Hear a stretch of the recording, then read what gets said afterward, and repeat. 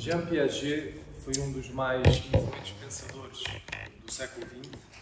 Ele foi um homem notável, a sua obra é monumental, é vasta, ele escreve mais de 50 livros, mais de 500 artigos, centenas de conferências e a sua influência faz-se notar ainda hoje em muitas áreas do conhecimento humano, desde a epistemologia até à educação, até à computação. E é um homem e um autor surpreendente. Ele nasce em 1886, morre em 1980, tem uma vida comprida, tem filhos, tem família, envolvido na comunidade, um homem do seu tempo, que quis contribuir para o mundo em que estava, que quis arranjar soluções positivas para os problemas do mundo que encontrou. E posso dizer que, de facto, Jean Piaget foi um homem que deixou pegada, que deixou uma impressão no mundo.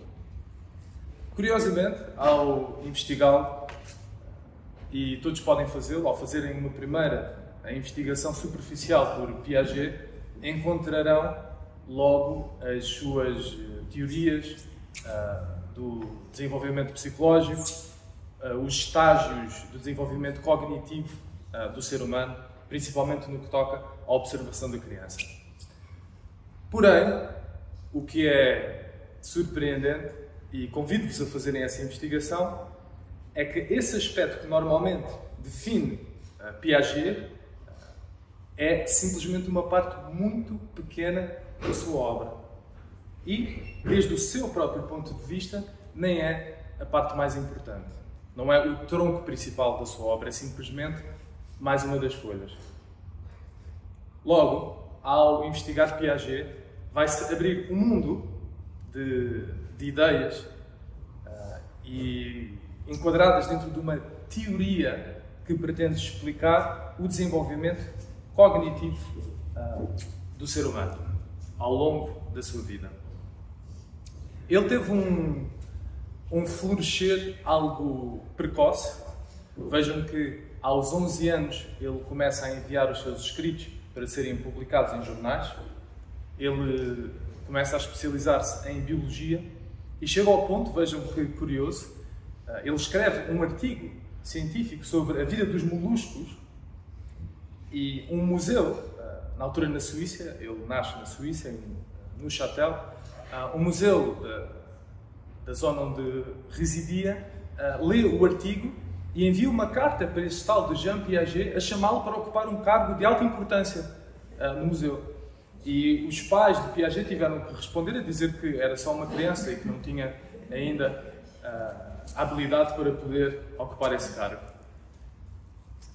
Aos 15 anos ele escreve o seu primeiro artigo científico e é também nesta altura que entra em profunda crise interior. E isto é uma passagem da sua vida que é muito pouco conhecida, mas que é determinante. Piaget passa por uma crise que, de alguma forma, se reflete também no ar do tempo em que vive, não é? Portanto, ele passa pelo período da Primeira Guerra Mundial, a sua mãe é cristã, o seu pai é ateu, ele interessa-se muito pela ciência, pela biologia, por uma explicação do mundo e da vida baseada no quantitativo, no observável. Mas em determinado momento o seu padrinho convida-o para conhecer um autor que vem influenciá-lo profundamente, que era um filósofo francês chamado Henri Bergson. E Bergson expõe Piaget a uma visão do mundo completamente diferente, que aproxima-se, curiosamente, à visão do mundo dos estoicos. Porque, para os estoicos, como Epicteto, o cosmos é um grande ser vivo. E o funcionamento da vida, da natureza, do universo, segue ao ritmo de leis e desenvolve-se de forma vital e criativa. E não de uma forma mecanicista. E Bergson, este filósofo francês que vem influenciá-lo profundamente, cunha um conceito para explicar o funcionamento do universo chamado de elan vital. E este elan vital, dentro da corrente que hoje conhecemos como o vitalismo, é uma força vital que é quase como que o oposto da entropia. A entropia como tendência para o caos. E este elan vital é o que leva e impulsiona todas as coisas da natureza para se desenvolverem para níveis mais complexos de existência. E esta elan vital, esta força vital, liga todas as possibilidades da natureza, quer humanas como não humanas, interconectando-as, o que vai contra uma visão materialista e, como disse já, mecanicista do cosmos. E neste sentido, já podemos fazer uma ponte entre os estoicos e Jean Piaget. Porque confesso que inicialmente eu pensei que não era possível. Inicialmente, quando comecei a investigar Piaget e surgiram logo as teorias do desenvolvimento cognitivo, pensei que ia ser uma relação por oposição entre estas duas esferas, mas de facto, surpreendentemente, há muitas fontes de contacto. Piaget escreve uma autobiografia em forma de romance chamada A Procura, em que ele retrata um jovem chamado Sébastien, que é ele próprio, que é o próprio Piaget, e isto ele depois escreve, muitas décadas depois, ele escreve a um amigo seu em correspondência, dizendo que tudo aquilo pelo qual esta personagem deste livro passou, ele próprio passou. Portanto, é uma autobiografia em forma de romance. E este jovem, Sébastien, ele, em determinado momento na sua vida, está-se a tentar definir ideologicamente. E é exposto a diferentes filosofias. E isso cria uma tensão enorme, ao ponto de ficar doente, de entrar em crise profunda. E o próprio Piaget experienciou isto quando contraiu tuberculose, teve que ir para o tratamento nas montanhas e passa também por esta crise existencial.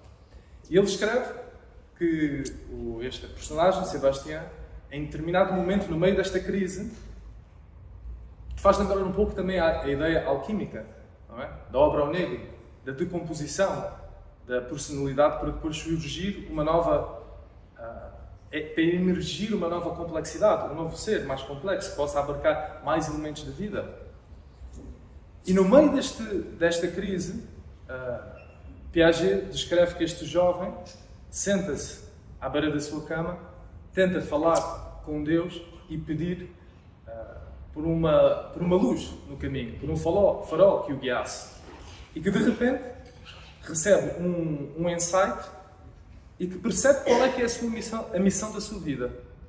E nesse momento, e ele escreve-o sem qualquer dúvida, afirma que a missão da sua vida é criar uma teoria que viesse a unir religião e ciência, ou moralidade e ciência.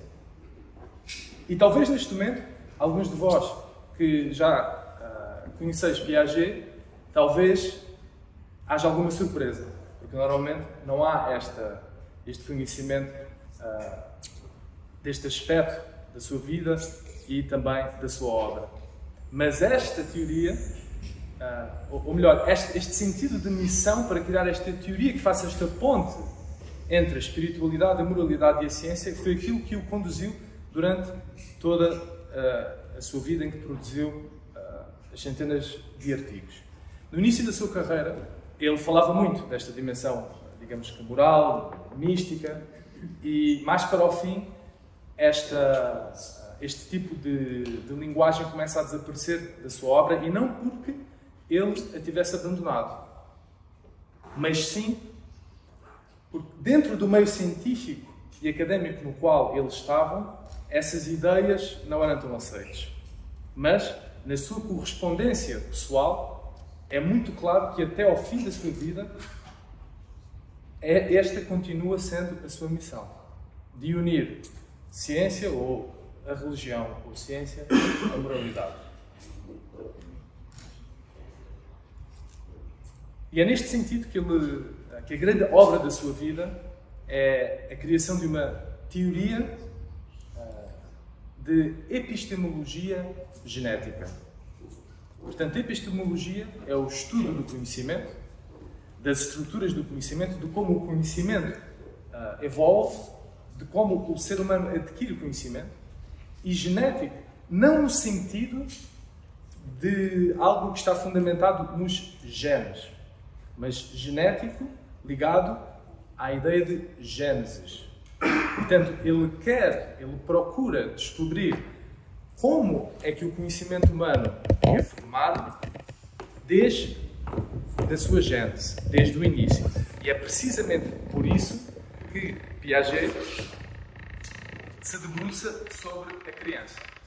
Porque ele encontra na criança um excelente meio para poder realizar observações que o permitam perceber os diferentes estágios do desenvolvimento cognitivo e, principalmente, perceber quais as regras e normas desses processos.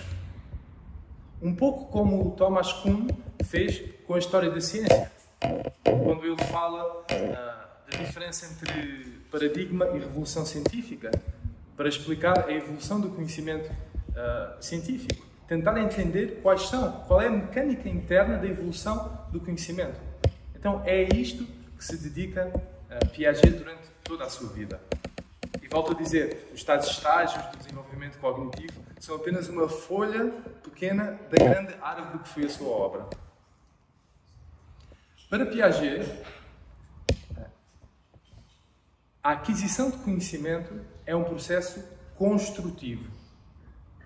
E isto vai contra duas grandes tendências que existiam na altura. Uma delas postulava que o conhecimento já existia pré-configurado nas estruturas biológicas do ser humano. O conhecimento das coisas do mundo já existe nas estruturas inatas do ser humano. Por outro lado, e Piaget não concorda com isto, por outro lado, a linha empirista, do empiricismo, postula que todo o conhecimento adquirido pelo ser humano é uma cópia dos objetos. Portanto, o sujeito não participa na criação do conhecimento do mundo, mas é simplesmente uma cópia dos objetos que estão à sua volta. Portanto, existiam estas duas tendências e ele, como construtivista, postula que a formação e a aquisição de conhecimento é simultaneamente um labor da circunstância e do sujeito. E aqui podemos também já ir esboçando uma relação com o estoicismo, da relação entre o indivíduo e a circunstância. Para Piaget, somente através da ação, ou melhor dito, principalmente através da ação do sujeito sobre o mundo, é que ele constrói o seu conhecimento. Portanto, a ação é absolutamente necessária.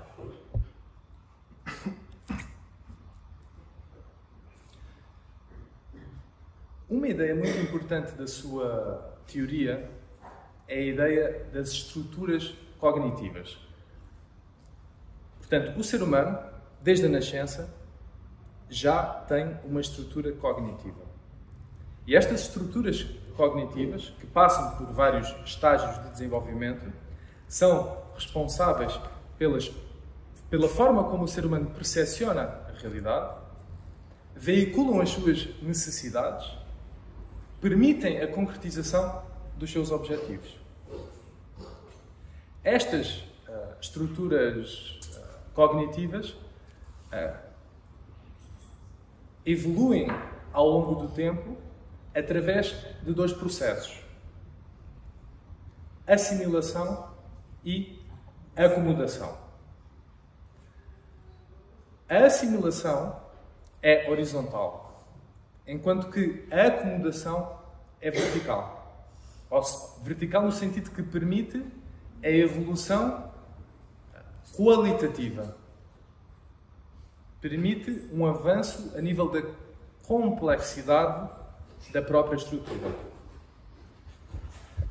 Ele descreve, por exemplo, na vida do bebê recém-nascido, e aqui ele tem que marcar um ponto importante, porque há vários autores que dizem que o bebê recém-nascido não tem qualquer estrutura cognitiva, e ele diz que isso não é verdade, porque o bebê demonstra, na sua ação sobre o mundo, uma lógica, ou seja, a sua ação tem uma lógica interna.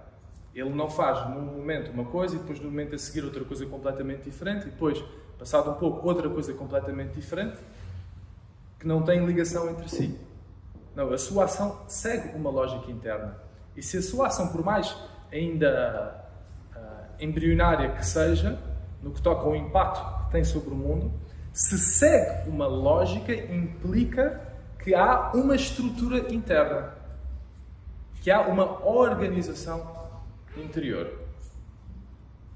Então o bebê, que inicialmente tem a boca muito ativada, não é? Depois os olhos, e depois começa a movimentar os braços e as mãos, mas sem consciência espacial, em determinado momento esbarra, por exemplo, num brinquedo. E ao esbarrar num brinquedo, isto é um estímulo novo, é um efeito novo, é algo que nunca antes tinha acontecido. E face a esta novidade, a sua estrutura cognitiva tem que se adaptar para conseguir integrar este novo estímulo.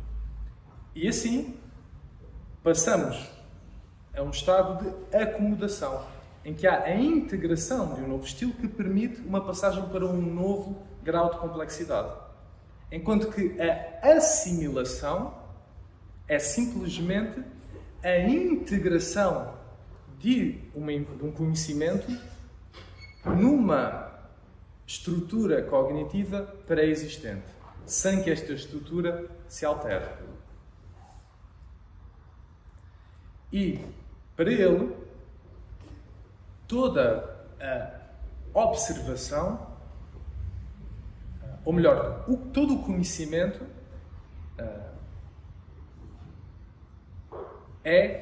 não é uma simples observação, mas uma interpretação desse mesmo estímulo por essa estrutura cognitiva. Isto é muito importante, porque outra forma de colocar a problemática de integrar ciência e moralidade é integrar aquilo que o mundo é com aquilo que o mundo deve ser. Porque, através da ciência quantitativa, nós podemos medir aquilo que o mundo é, objetivamente, de forma concreta. Por exemplo, se formos estudar as características de uma rocha, podemos fazê-lo de maneira objetiva e certamente que será fácil que concordemos. No entanto, a nível moral, estamos já a falar de um nível de pensamento abstrato, ou seja, mais subjetivo. Nós podemos dizer que as características do granito são todas as mesmas e vamos concordar. Mas se eu disser aquele ser humano é bom, talvez não concordarão. Porque aí já estamos na esfera do subjetivo. E esse juízo moral que ocorre a nível do pensamento abstrato, para Piaget, implica muitas outras premissas. Porque ao dizer que um ser humano é bom, está-se obrigatoriamente a dizer que é também um bom pai ou uma boa mãe, que é um bom profissional. E se é um bom profissional, se for um jogador de futebol, significa que tem que ter boa coordenação motora. Ou seja, que tem que ter boa consciência do seu corpo.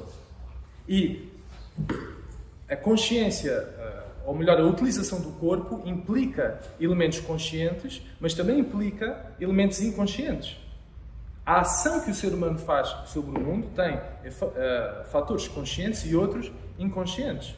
Eu controlo os meus músculos, mas eu não controlo os processos bioquímicos que permitem que eu utilize os músculos. Portanto, todo o processo que permite que a concepção moral e abstrata se desague ou se manifeste no mundo concreto é um processo que envolve fatores mentais até fatores físicos, inclusivamente fatores inconscientes.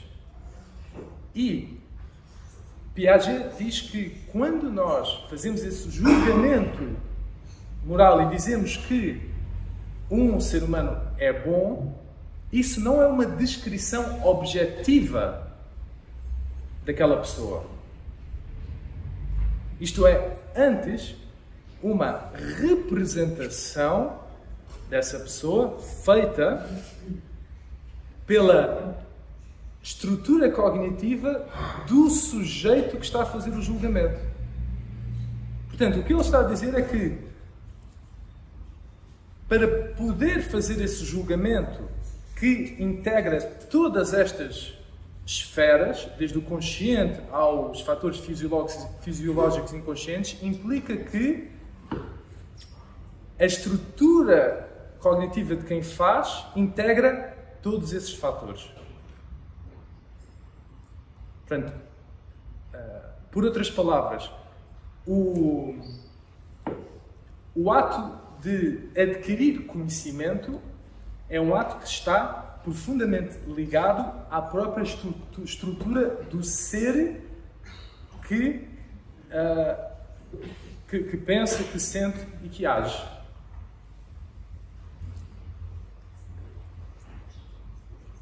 Estas estruturas cognitivas, elas seguem um normativo. E esse foi um dos grandes contributos de Piaget. E uma das suas características é que organizam-se de forma hierárquica.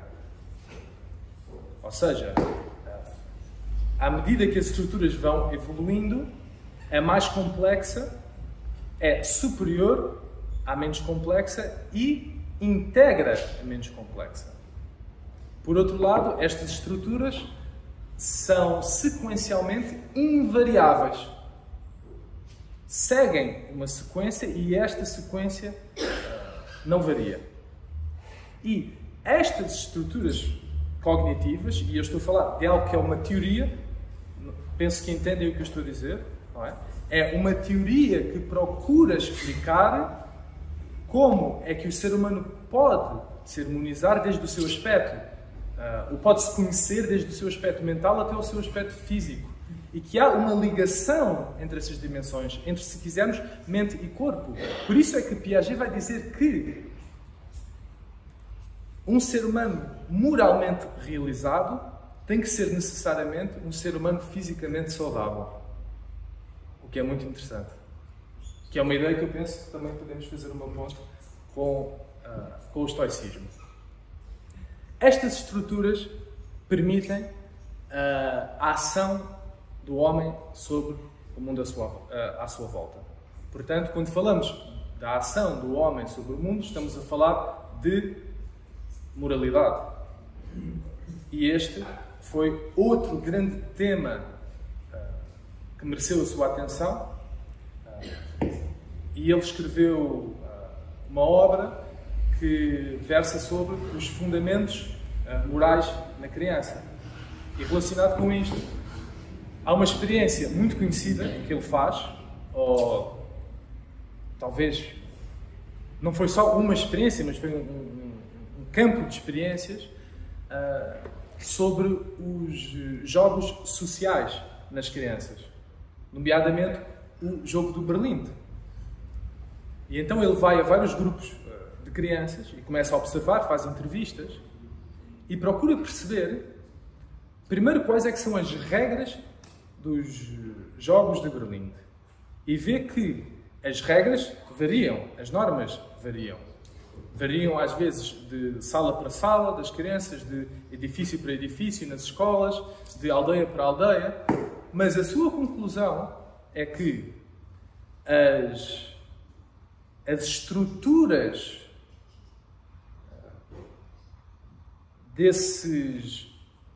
dessas regras seguem as mesmas condições, no sentido de como são criadas as regras do jogo, como é que elas podem ser alteradas, porque é que elas são necessárias, porque é que é necessário que essas regras se mantenham ao longo do tempo. Elas alteram-se sempre, as crianças mais velhas é que alteram as regras e as crianças mais novas entram sempre com uma atitude passiva, no sentido que recebem as regras. E então ele tenta perceber qual é que é a mecânica interna que estrutura como é que os seres humanos vivenciam um sistema moral. E uma das conclusões a que chega é que existe uma diferença entre agir, entre realizar um determinado sistema moral e estar consciente desse mesmo sistema. E desta diferença desprende-se talvez a ideia que nos vai conduzir ao sentido de liberdade de que falam os estoicos. Porque Piaget diz que ele define dois tipos de moralidade.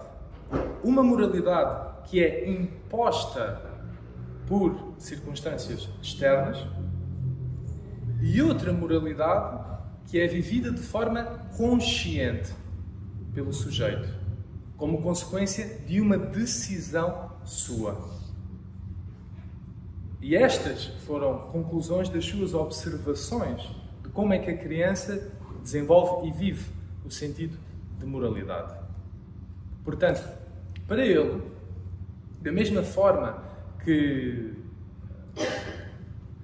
existe uma lógica cognitiva, uma estrutura cognitiva, existe também uma lógica interna moral. Portanto, esta própria estrutura cognitiva é também uma estrutura moral. E a sua grande contribuição é deitar uma luz na compreensão de como é que podemos viver a moralidade, quais são as leis e as regras da moralidade. E para quê? Para conseguir chegar a um sentido de autonomia. Porque ao vivermos no mundo, desde que nascemos, passamos pela infância, entramos em sistemas morais pré-existentes.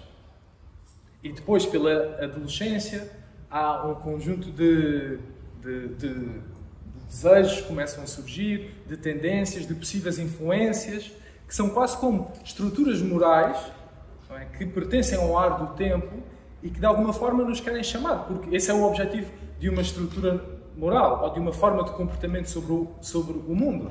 O objetivo é ter pessoas que a sigam. Portanto, essa é quase como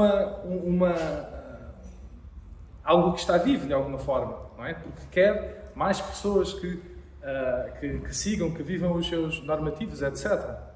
E num mundo onde há tantas solicitudes, onde há tantas influências, termos a noção de como funciona o nosso sentido de moralidade interior, a nossa estrutura moral e de como é que esta pode mudar e de como esta pode evoluir, protege-nos, dá-nos um sentido de controle e de autonomia que se relaciona diretamente com a liberdade para Piaget. Para Piaget, um ser livre é um ser autónomo. E aqui há uma certa incompreensão que às vezes surge relativamente à sua teoria. Porque para Piaget, liberdade não é a ausência de lei, não é a anarquia. Para Piaget, a liberdade é quando um indivíduo escolhe conscientemente um determinado conjunto de leis, um sistema moral, e decide obedecer a essa disciplina de livre e espontânea vontade. Esse é o seu sentido de liberdade. E, para ele, um ser livre é um ser que sabe escolher, que sabe julgar, que sabe decidir o que é melhor.